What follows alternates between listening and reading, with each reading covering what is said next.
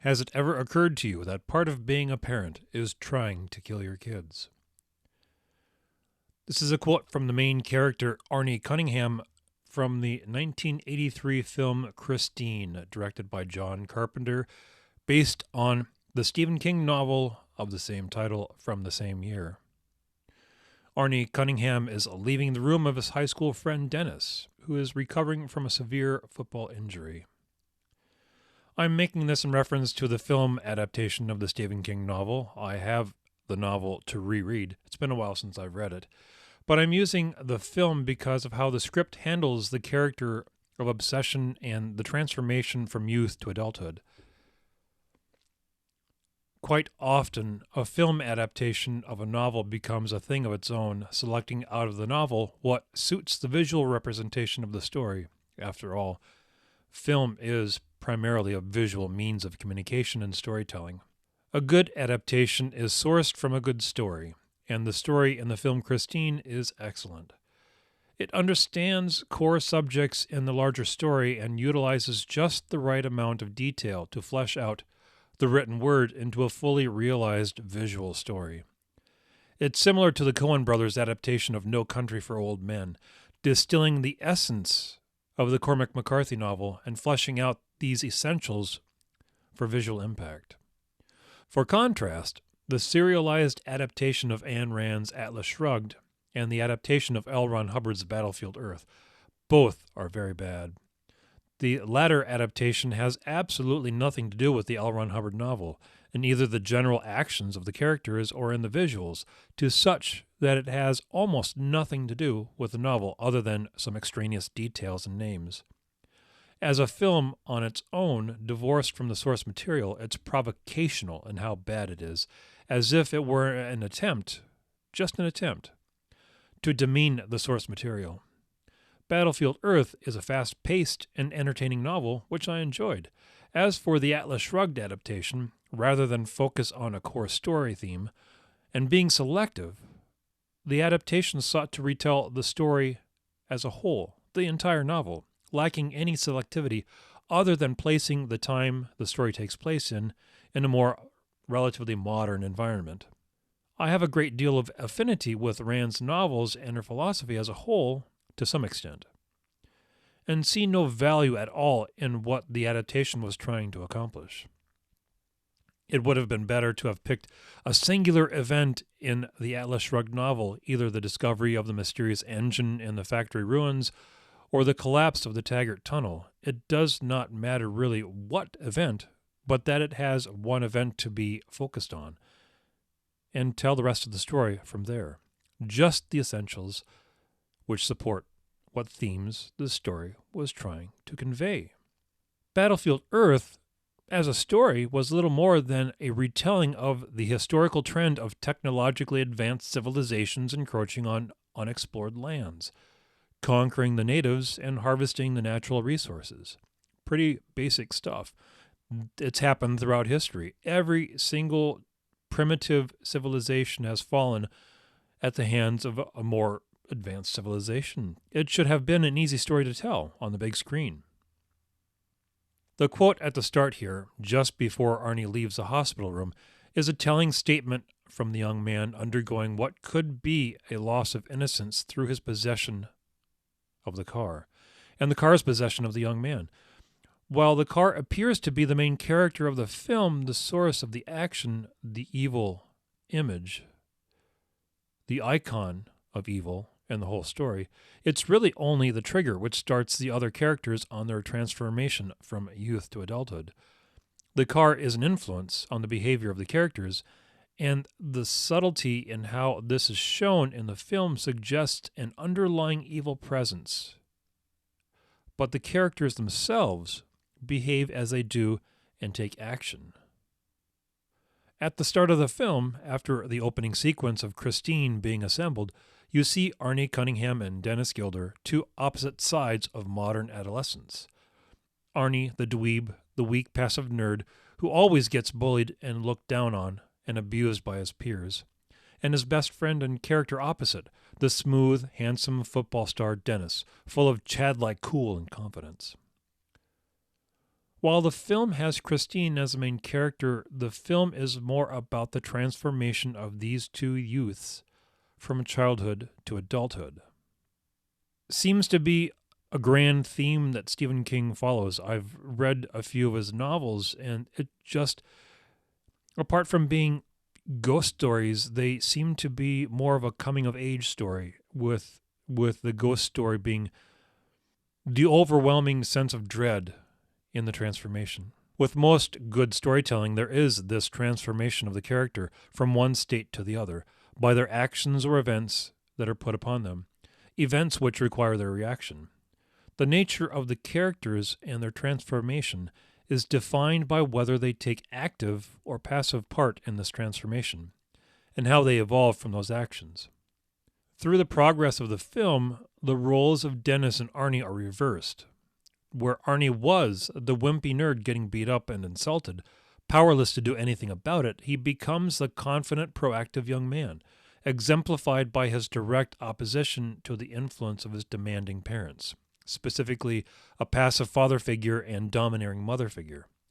This transformation is perfectly portrayed in the shifting appearance of Arnie, the lack of eyeglasses, his change in posture and how he walked, less drawn in and stooped, and more with his chin up and shoulders out, and the more natural way in which he styled his hair.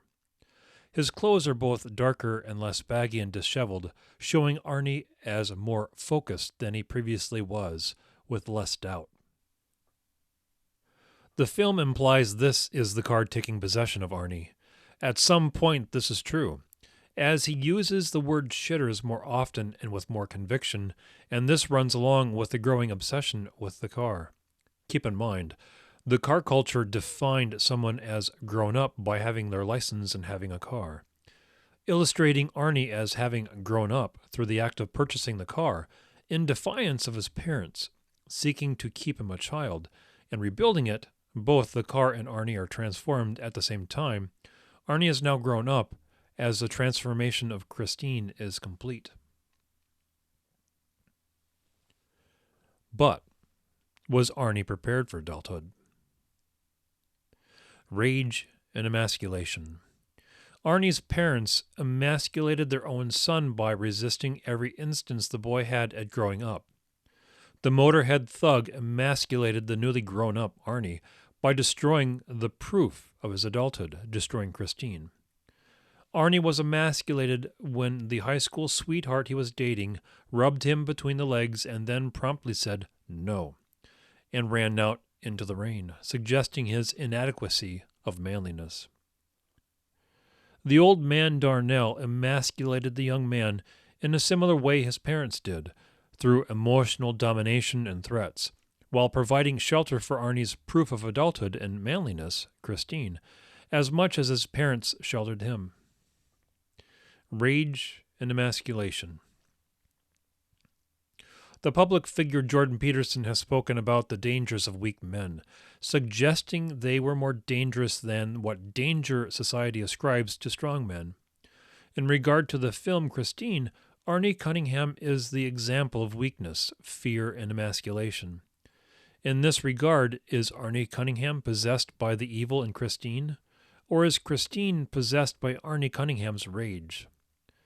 Rather than the car being evil, perhaps it is Arnie Cunningham, now empowered by the affectation of manliness and adulthood in the image of the great American automobile. Maybe Arnie is the evil one in possession of Christine. Transformed from a weakling nerd into a powerful young man, now he can put his power to the test, through Christine. Perhaps they are both evil, mutually possessed, and are parallel spirits. If the car was just a blind possession, why was it necessary for there to be someone there for the car to resurrect itself? If the car was the only evil, why did it need Arnie to come to power, unless both the car and Arnie were possessed, and both grew in power in their own possession at the same time? What was the car without Arnie? What was Arnie without the car? The car went after the high school sweetheart, the young woman who denied Arnie and exposed his inadequacy, and for that she needed to be destroyed. All the rage, the fear, regardless of how grown up Arnie was, all that came to the surface and spilled out into Christine, a machine that had no other purpose after Arnie's death but to destroy the one last person who emasculated him. Christine was, then, the medium through which Arnie Cunningham projected his power. All the people in the film who were killed had emasculated Arnie in one form or another. While his parents also emasculated their son, they remained in the movie as a necessary contrast of what Arnie was compared to what the young man had become. And as the movie progressed, they became less and less significant in the story. After all, Arnie grabbing his father by the throat was of no importance, as his father was as emasculated as he was. As for the quote from the movie at the start, the nature of the transformation of the child into adulthood can define the character of the adult. This killing the child takes place. What is left behind? After the death of Arnie, the child, there is the resurrection of Arnie, the adult. What sort of adult did he become? Both Arnie and Dennis were going through the process of growing up. Part of that process is the enforcement of limitations. Being young and innocent, there's this implied sense of invulnerability. Hence, Arnie sitting in a car with 1950s-era safety features and crashing into people and walls and not suffering injury. Childhood is, with an endless future ahead of them. Dennis, as a contrast to Arnie, at the start of the film, is confident, smooth, trick with the ladies, and is a star athlete. Everything Arnie is not. In reality, there is no reason for the jock to hang out with the nerd, unless there is something underneath that high school heartthrob veneer. The injury settles Dennis Gilder's future by removing a large chunk of his choices. That his permanent injury, while it could have been significantly more life-changing, limited some of the things he was likely to do. Military service, going into law enforcement, further future sports activities, which he could have used as a means of advancing his college credits. The death of Dennis as a child resurrects Dennis as the adult, with a chronic injury, with growing doubts, a face of uncertainty. Dennis, too, had been emasculated in a way. Many of the things that defined who he had been through high school taken from him, from one incident outside of his direct control. He was distracted by Arnie, his character opposite, having the girl Dennis desired, leaning against the hood of a now perfect Christine. That distraction prevented Dennis from seeing the tackle, and was from then on transformed by it. Of course, the brilliant filmmaking had a long shot of the front of Christine while Dennis was being helped off the field, suggesting there was something more sinister going on.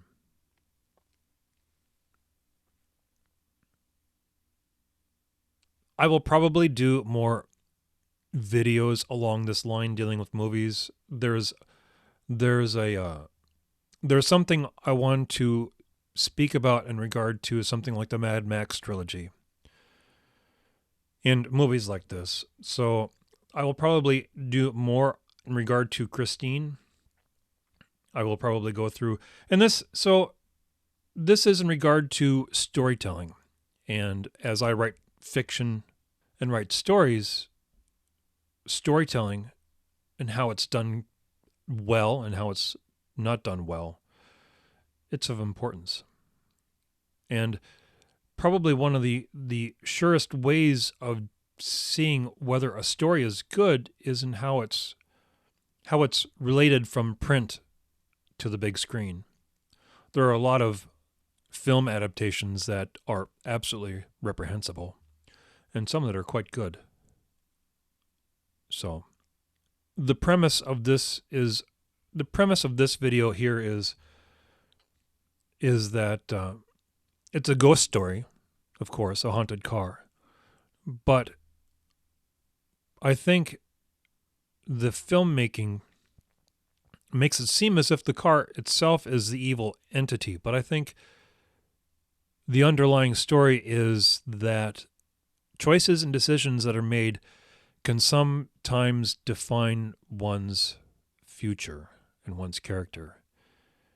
And you can ascribe some exterior force that caused them to do it. You know, the devil made me do it. That's the whole The whole issue with the movie Christine is it implies this, the devil made me do it. I'm not the bad guy, the devil made me do it. I was in possession of this car. The devil made me do it. And I don't think that's the case. I think that if you watch the transformation of the character,